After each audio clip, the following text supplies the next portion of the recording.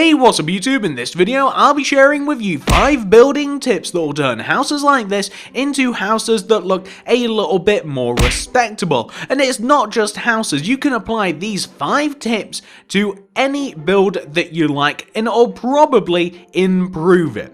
We've all built houses like the one I have in front of me. I know I have. When I first started building in Minecraft, everything I made looked like this. You probably did the same thing. Your grandmother did the same thing. But we're way too far into Minecraft to still be building things like this. You can't invite your friend over to your brand new survival world and show them this. They'll laugh at you. You can't have that. So I'm going to show you 5 simple, easy ways to turn houses like that into something that look a little bit better. So the first tip that I have for you is going to be framework. Yep, that's right, framework. That is where I always begin. When I start a new house, I always start with the frame. This house even has a very simple frame, as you can see.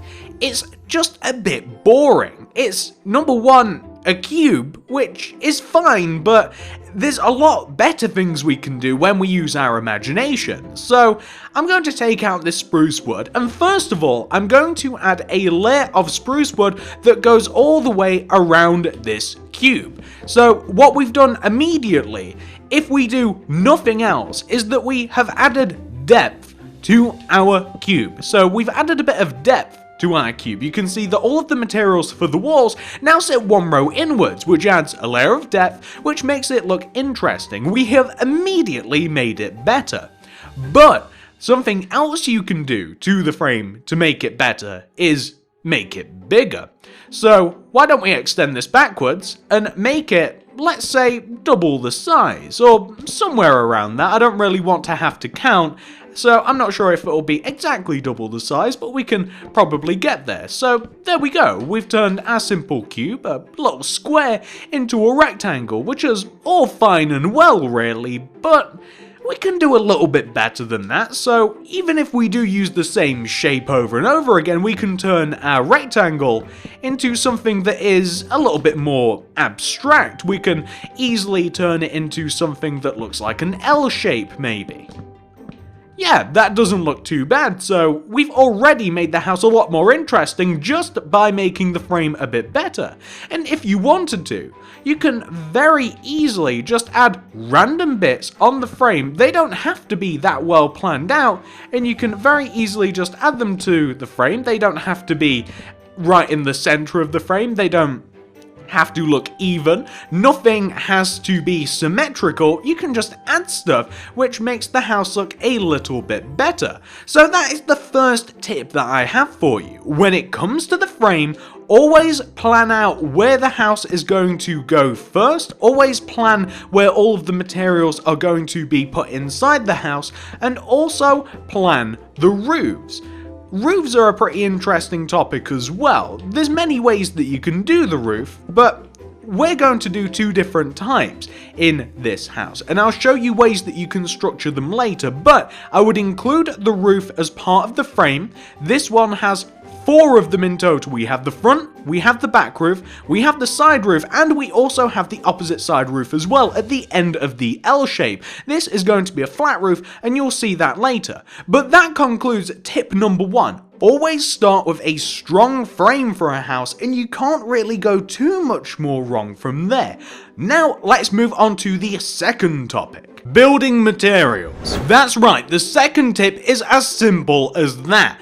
Building materials are something that you're going to want to think about very carefully once you've got the frame of the house sorted out. What is it that you want to fill your house in with? Well, we went for a very simple scheme here.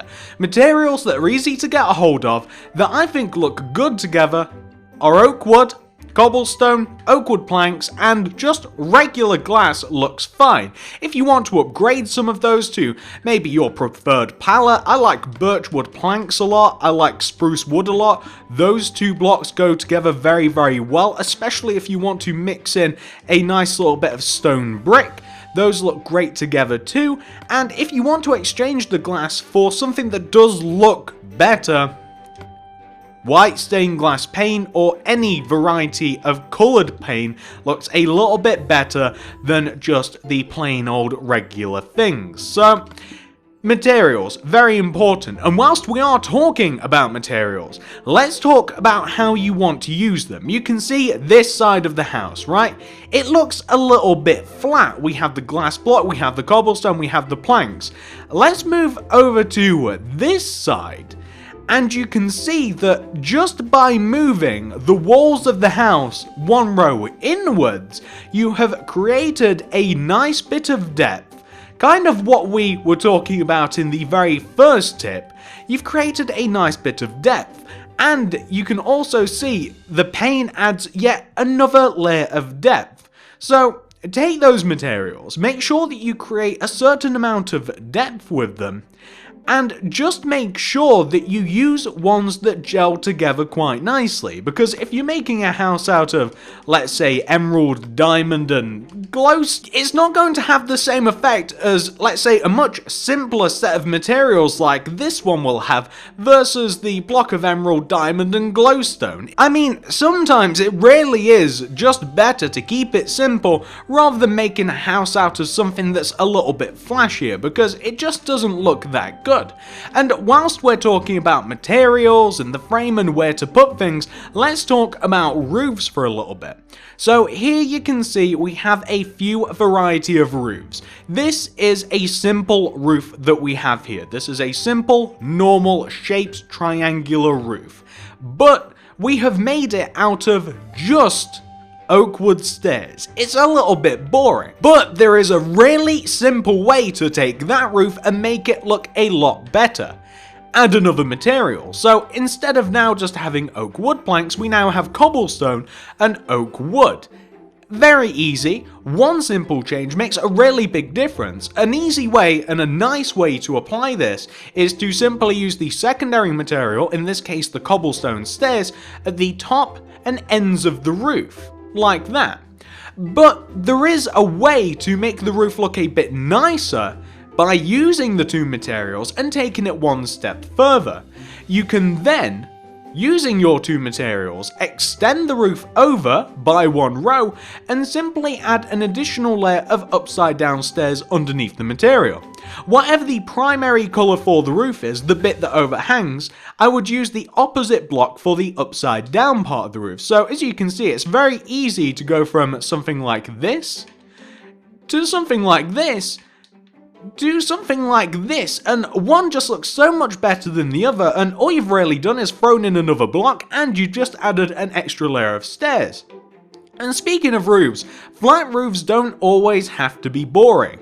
This is a flat roof, but just by using a little bit of slab, you can very easily turn what would be a very boring roof into a roof that looks a little bit nicer. This is because we've added depth to the roof by using two layers of slab, we've added an additional colour, and if you look up here, you can see yet again, we have it's just depth, it's an additional layer of depth all the way that you look through it. But that's way more than enough talking about materials, and I suppose that we've kind of spilled in to my next topic as well. So why don't I talk about the third way that you can take your houses and make them a little bit better? Details. Details is the third tip that I have for you. So it's all fine and well having a house that looks like this, because this house looks perfectly fine. It looks great. As a matter of fact, it looks so much more detailed than a lot of my earlier builds. But there is a way to turn this house into something that just looks that one step better. So if you were to take this house and just add small things to it, small details make a difference. Compare the front of this house to the front of the other house. You can see here that we've added some variety of block by placing some upside down oak wood stairs where we would otherwise have a long beam of oak wood. We've also added some wooden buttons for effect. We've also added some upside down stairs here left and right of the entrance to add an additional layer of depth, and we've also added some bright colours. We've done a similar thing around the house. Here in the corner, you can see that we've also added an additional flower. I just love poppies. And we've also added shutters on the windows. And wherever we can, we've added upside down stairs connected together with slabs.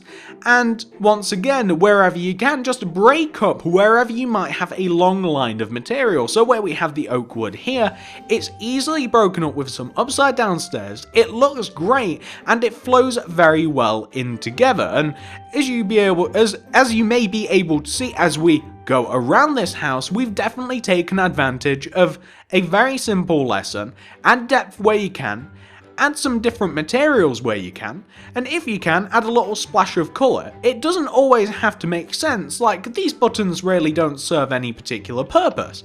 But the shutters on the windows look great, these are formed windowsills, but they don't always have to make sense with the house. If you just want to use them for aesthetic purposes, they don't have to have a function. And also, speaking of aesthetic purposes, add a chimney to a house. It doesn't have to make sense, it doesn't have to actually go all the way down into the inside of the house, you don't have to attach a fireplace to it, but a chimney is a great way to just turn a roof into something that is once again a bit more interesting. There's loads of things that you can add to roofs and houses in general to just add another layer of complexity, another layer of depth, and like I said, a chimney is a great way to do that. Plus, we get to do a little bit of smoke, and it doesn't have to continue down into the house. We don't actually have to form a fireplace or anything. It's not important. And that, ladies and gentlemen, is the third tip. Make and add small details to your houses. Let's talk about the fourth tip. Interior. The fourth tip I have for you is the inside of the house. What are you gonna do with it? It's all fine and well, just having the outside of the house looking good, but you probably want to decorate the inside as well. You actually want the inside of the house to reflect the outside of the house in some way. I don't know about you guys, but whenever I tour a world, I'm always curious as to what people actually do to the inside of houses. I've not always been a big advocate of doing the inside of houses, because I used to really for a long time just like doing the outsides, because that's what I actually liked. I guess I was a bit superficial, but if you do the inside of the house as well, and you don't even have to do it that well, as shown here, but even if you don't do it well, it does just improve things a little bit. It's a lot better to have something on the inside, even if it is a bit boring and really dull and takes up a lot of room. It's better to have something other than, well, just nothing as we had in the previous house. But obviously, it's much better to do a better job than to just do a very poor job. Why don't I show you a decent example of a pretty good looking interior for this house? So, this is the inside of the house that I'm actually quite proud of. This looks pretty good in my opinion, and what I've basically done is I've taken the lessons that we've learned earlier in the video and I've simply applied them to this house. Now, there's a lot more than you can probably add to make this interior look a little bit better, but honestly, this didn't take too much work. I think that it looks really cool, and there's no reason why you couldn't do the same thing to this house or any other house. So here we have on the left, instead of having a normal boring double bed, here we have a bed, and we have a bit of an interesting frame next to the bed. We've smoothed off a lot of the walls, and we've added light wherever we can. I like glowstone a lot. A lot of people don't. But I don't like to see glowstone that much. I like to cover it up with wooden trapdoors and things like that. Also, the ceilings, make them look a little bit interesting. Now, as you can see, this isn't what the ceiling would look like if I left it untampered. But if you add just some stairs and some slabs, then you can very easily take a boring ceiling, add a few different materials to it, and it can look a lot nicer. Also, once again, depth, always good. You can see that this house now dips down half a slab in the center. That's not by accident, that's because I've made it that way. Add rooms, add drops, add floors to your house. A nice little bit of fence where we could have easily have just left this wall like that, but by adding fence to it, it just makes it a little bit nicer. It adds a different material to look at, and it's a lot more interesting than just having a normal flat wall. Where we had previously just like cobblestone to make the wall smooth, I've added some stairs to make it a bit more interesting. Chests and flowers are a great way to improve a house as well. It's always nice to add a little bit of functionality too, where we have a crafting table and a furnace. You don't always need stairs. Stairs are nice, but if they take up too much room as they did in the previous house, ladders work just fine. I actually didn't want to ruin the outside of this open plan roof by adding anything up here, but this would be a great opportunity to add maybe some seating or maybe some plants. I personally didn't want to add anything up here. I quite like this as it is, but you could very easily add something up here. So the moral of the story is make the inside as nice as the outside, or at least as well as you can. That means adding depth, adding different materials, and making it nice and functional. You don't want to be too cramped in here. And that concludes the 4th tip. Now, why don't we talk about the 5th and final tip, the outside? Yep, it's as simple as that. Once you've got yourself a nice looking house, once you've added all of the fine details to it that you like, once you've even got the inside looking nice, you might want to consider that the outside is important too. And not just the outside of the house, what you surround the house with. Because this house looks fine and great by itself, but a way to allure people to come and have a look at your house is by adding things that surround it. Let me give you a couple of examples what you can do to the outside of your house to make people actually want to come and take a look. So this is the exact same house with a couple of changes made to the outside of it, and as you can see, it's a lot more interesting to look at now. So if I was to just give you a couple of things that weren't too building intensive to add to the outside of the house, I would say every time, add a path. Paths going around the house look nice. They also imply that there is something else to look at. If you have a path going around a house, whether it is a simple, beaten, broken cobblestone path, or whether it's something that's a little bit more structured that has a hedge and some flowers, or maybe even a bit of coarse dirt, something that allures to the fact that there is something worth looking at around the house is an added bonus. Also, my favourite thing ever, bone meal. Bone meal takes no time whatsoever to add, but gives a very nice effect. I love the colours of the flowers it always produces. It's always a nice little bit of variance, and if you can tolerate all of the tall grass, it can very easily transform what would be boring, a normal, flat, boring outside of the house, just normal grass, it can very easily turn it into something that is a nice little inspectable jungle. Also, trees. Whether they're custom trees like this one, and I know this doesn't exactly look like a custom tree, it doesn't look like one that I've built, but it is. They can just as easily be normal, boring Minecraft trees, as long as you have a couple of trees around, especially when the house suits it. And just about every single house, unless it is built in a city, can definitely advantage from some bone meal and some trees. Then, like I said, they don't have to be custom trees like this, but if they are, then it's definitely good to make them a little bit like this. So this was a tree, a normal Minecraft tree, like that one over there, and I added some branches to it. I centered the actual leaves around the branches, and I also shaped the tree away from the house. Those are 3 easy things you can do. Add a path, add some bone meal, add some trees, and your house will immediately look better. But something else that you can add to a house to make it look nicer, and that's very easy to add, flowers. Add a flower bed to the outside of the house. It doesn't have to fit the shape of the house. It can be as big or as small as you like. It doesn't have to be complex. Add some fence, add some coarse dirt, add some flowers. I love poppies, I always have. Throw that in there. Great addition to a house. Also, something else that you can do, which is very typically easy to add water in some shape or form. I have two examples of this. This first one, this is a small pool. As you can see, it's made up of quartz, it's made up of some sea lanterns and some stairs, and we also have a little bit of stone slabs.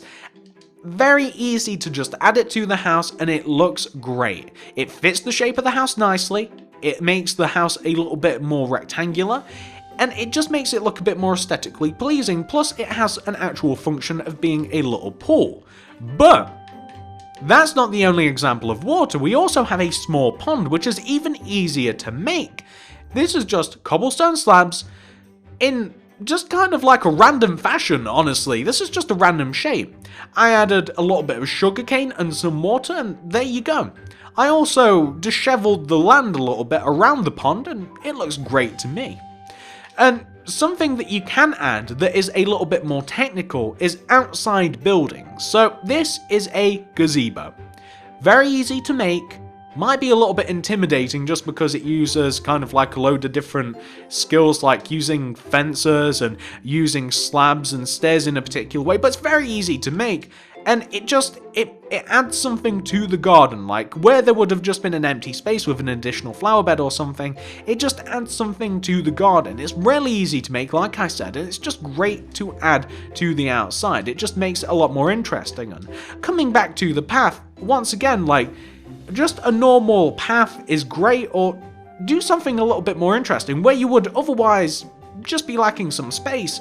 This is very easy and very nice to add. It makes everything look great, and well, ladies and gentlemen, I suppose that this is the house. This is the house all complete. We've went from the house that we started with right at the very beginning, the boring cube, and we've ended up with this, and I think that you guys should hopefully be able to see how we actually ended up here. You can see the steps that I've taken to turn that boring old thing into this great looking little cottage. I guess it's a cottage. You can kind of call it whatever you like, but you can see that there's been a very linear progression, and it's not that difficult to do. You can apply it to any build that you like. It doesn't have to be this. You could apply it to a modern house or a brick house or anything that you're working on, or any random build, a hotel, whatever it may be.